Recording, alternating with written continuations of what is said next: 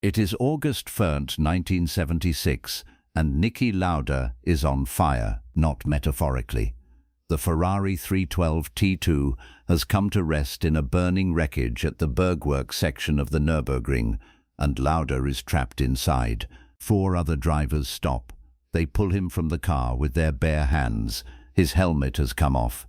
He has inhaled superheated gases and burning fuel. His face, his ears, his scalp burned, his lungs damaged, his blood contaminated with toxic fumes. The doctors at the circuit give him last rites. A priest administers the sacrament of the dying. 40 days later, Niki Lauda is back in a Formula One car. That is the story most people know.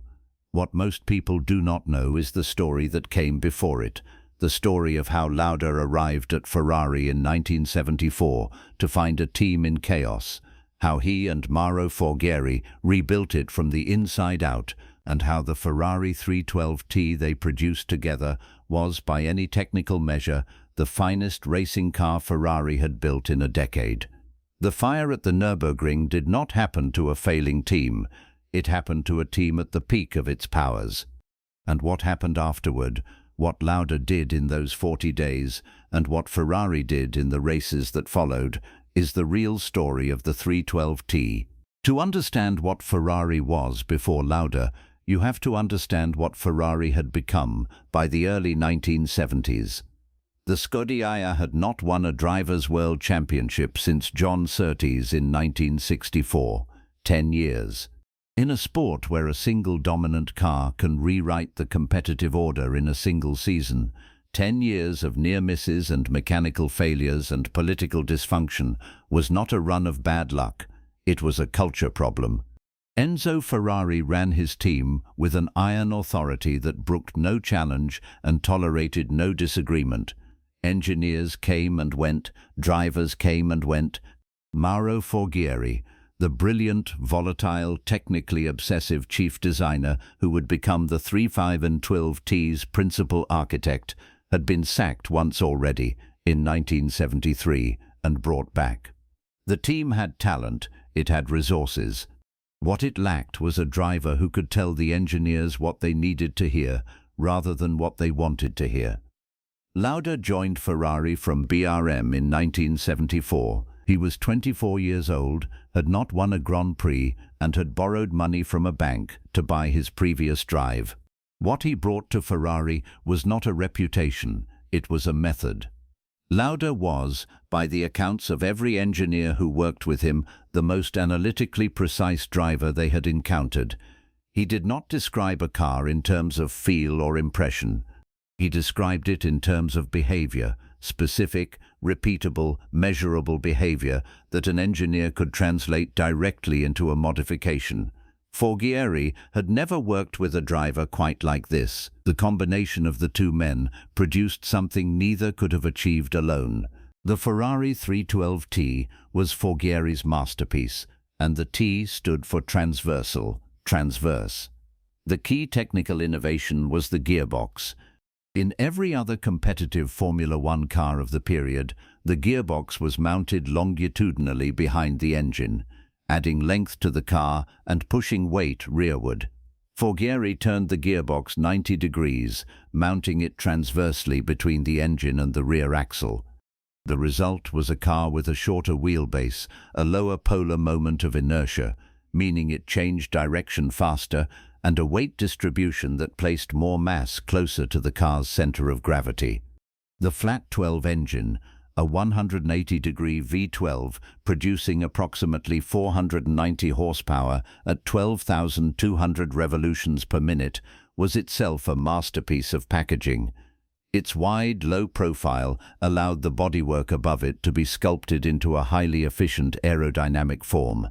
The center of gravity was lower than any comparable V-configuration engine could achieve, and the engine's exhaust system, emerging from both sides of the wide block, was integrated into the bodywork in a way that contributed to rear aerodynamic stability. Lauda tested the 312T for the first time at Fiorano in late 1974. He came back to the pits after 10 laps and told Forghieri it was the best car he had ever driven. Not the best Ferrari, the best car. That assessment, from a driver who had raced for BRM and March and who had just completed a season at Ferrari in the outdated 312B3, was not hyperbole. It was a technical evaluation.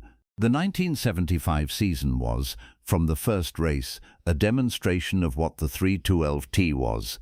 Lauda won Monaco, he won Belgium, he won Sweden, he won France, he won the United States. 5 victories, 12 podiums, the Drivers' Championship clinched with 3 races remaining. Carlos Reutemann, in the second Ferrari, won the German Grand Prix. Ferrari won the Constructors' Championship by a margin that made the competition look as though it was racing in a different formula. What the lap times showed, across 15 races and multiple circuit characteristics, was that the 312T was not a car that excelled in one specific condition and struggled in others. It was fast everywhere. On slow circuits, where mechanical grip dominated, its low center of gravity and precise weight distribution gave it an advantage over every rival. On fast circuits, where aerodynamic load mattered, its integrated bodywork and exhaust system produced a downforce-to-drag ratio that no competitor could match. It was, in the precise sense of the word, a complete car. And Lauda, with his engineer's understanding of what it was doing at every moment, was able to use that completeness in a way that maximized the advantage lap after lap, race after race.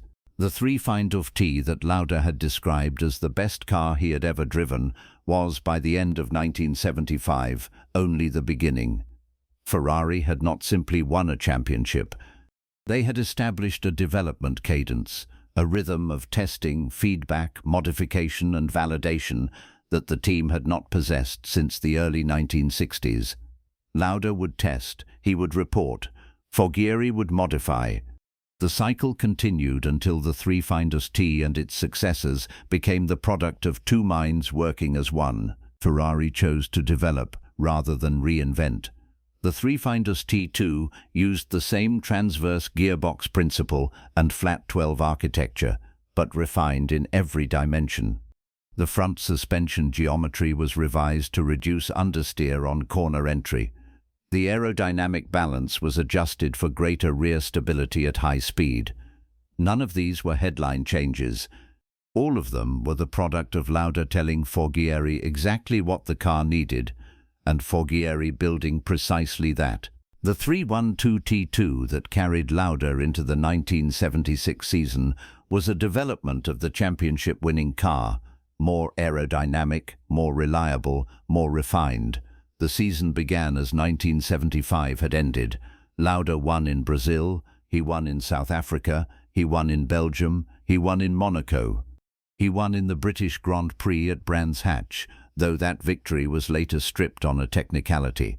He was leading the Drivers' Championship by 35 points, with 9 races remaining, when the circus arrived at the Nürburgring for the German Grand Prix. The Nürburgring in 1976 was 22.8 kilometers of narrow tarmac threading through the forests and hills of the Eifel Mountains, a circuit so dangerous that drivers had voted to boycott the race. The vote failed, the race went ahead. On lap 2, Lauda's 312T2 hit a curb at Bergwerk, became airborne, struck a bank and caught fire. The impact and fire lasted seconds. The consequences lasted a lifetime. 42 days after the Nürburgring, Niki Lauda started the Italian Grand Prix at Monza. His face was still raw. His eyelids had been reconstructed. He could not wear his helmet comfortably. He qualified 19th. He finished 4th. After the race, a journalist asked him why he had come back. Lauda said the answer was simple. He had unfinished business with the championship. James Hunt, driving the McLaren M23, had closed the championship gap during Lauda's absence. With 4 races remaining, the margin was 17 points. Lauda believed he could close it. He almost did. He won at Watkins Glen. He finished 3rd in Japan then stopped the car in the monsoon rain, citing dangerous conditions. With 3 laps remaining, Hunt finished third. The championship went to Hunt by a single point. Lauda had driven 4 races on a face that had been rebuilt by surgeons in a car he had last raced when he was on fire, and come within 1 point of the championship. Whether his decision to stop in Japan was correct is a question that was debated for decades. Lauda himself said it was the most rational decision he had ever made. The data, in the form of the attrition rate among other cars that day, suggested he was not wrong. Ferrari went on to win the 312T series cars.